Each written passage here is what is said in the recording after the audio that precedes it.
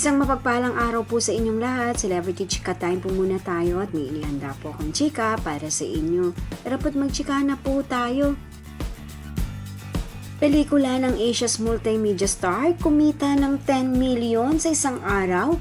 Yes, mga maka-celebrity chika time, yan po ang ichichika ko sa inyo na lubusing pong usap-usapan sa social media ng mga netizens, lalong-lalo na nga po ng mga followers at supporters ni Alden. Abay, ayan at kitang-kita nga po na blockbuster at kumita po ang kanilang pelikula. Bago po tayo dumako riyan, nais ko po munang batiin mga teambahay, team abroad at mga seniors natin dyan. Shoutout po sa inyong lahat at happy Friday po. Masayang-masaya nga po si Alden at si Miss Julia Montes at ang kanilang director na finally ay na-breach po nila ang kita ng kanilang movie na napapanood po ngayon sa mahigit 200 na sinihan nationwide.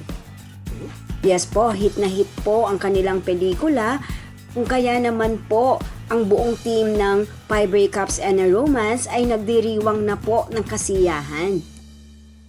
At sa Instagram post nga po ni Alden ay buong puso po itong nagpasalamat sa mga taong tumangkilik po ng kanilang pelikula na kumita nga po ng 10 milyon agad-agad.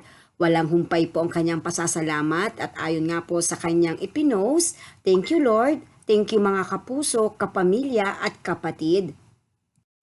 And of course, thankful din po si Alden sa kanyang mga followers at supporters na tunay naman nga pong nariyan at sinuportahan ang kanyang pelikula. Yan po ang aking chika updates for today. Salamat po sa inyong panunood. Huwag po kalimutang mag-subscribe. Pwede po mag-comment sa ibaba. Basta't wag lamang po harsh o nakakasakit sa isa't isa. Salamat po muli. Spread love, not hate.